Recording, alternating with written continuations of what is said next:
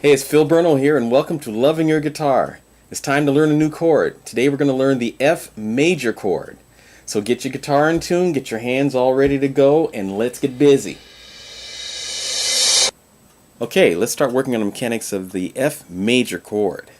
Okay, the F major chord is a little bit different than the other chords that we've been learning before because it's going to require you to do a couple of things a little differently here. So we're going to start in reverse this time and get the index finger planted first on where we want it. What we want to put the index finger is here, and we want you to use just that meaty section of the tip of your finger there. Okay, I want you to put that right over the first and second strings here. Remember, the first and second strings are the two on the bottom here, the E and the B string. Place your index finger right there. Okay. Now what we're going to do after that is that we're going to get our middle finger in place, and we want to put that middle finger on the third string right here in the second fret, third string. Okay, we've got it planted right there. Okay, let's turn it so you can see the positioning here. Alright, you see that middle finger there, right there, and you can see I'm close to that fret, right at that fret edge there almost. That's going to give me a nice good clear tone out of my strings when I get ready to strum it. Okay, now we want to do something with this, our third finger here, and that's going to be in the third fret and the fourth string. Okay, so this is going to be a little crucial here to do when you're placing that finger, because what I'm going to get you to do here is I want your fingernail to touch that fifth string right above the fourth string, right there in the third fret.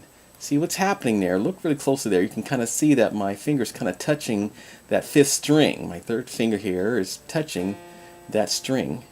And the reason why I'm having you do that is because I need you to be able to mute that just a little bit, because that string is not going to ring. Now let me show you the diagram before we start trying to play this chord. Take a look at this. Okay.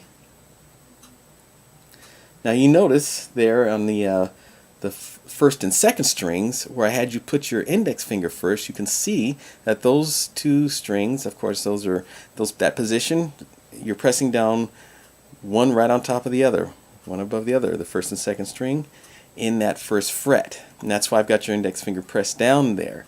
Now, let's look at our guitar neck again. Okay, now we've got our fingers in position. Now, let's see what this chord is going to sound like. Okay, now remember, we've got our fingers all pressed in position here. Let's take a look at that diagram one more time. Okay, now let's take a look at our guitar neck, and let's go ahead and try to strum this. Let's see what it sounds like. See if we can get a nice, good, clear sound out of it. Ready? Here we go.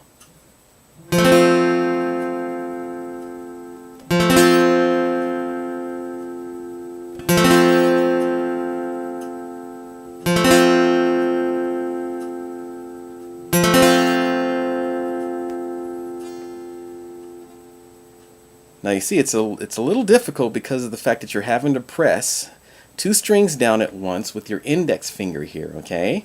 And then you're having to kind of hold the other two down, but this third finger here is actually doing a dual job. You're not just pressing that fourth string down, but you're also muting a little bit on that fifth string, because you don't want that to ring. Sometimes you can get that to ring accidentally when you're trying to strum this chord, and you'll get this. And we don't really want that. We don't want to hear that A string, okay? We just want to hear, you know, we want it nice and clear in just that chord, so we can do things like this.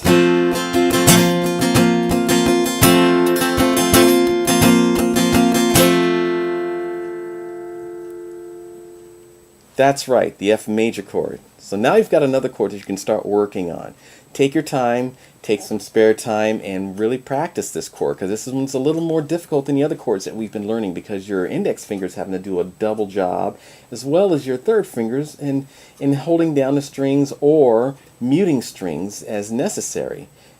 Now, refer back to the video if you've got any parts of this that you need to recap in your mind and see again, so that you can really get this ingrained in you and get your muscle memory going and remembering these chord shapes.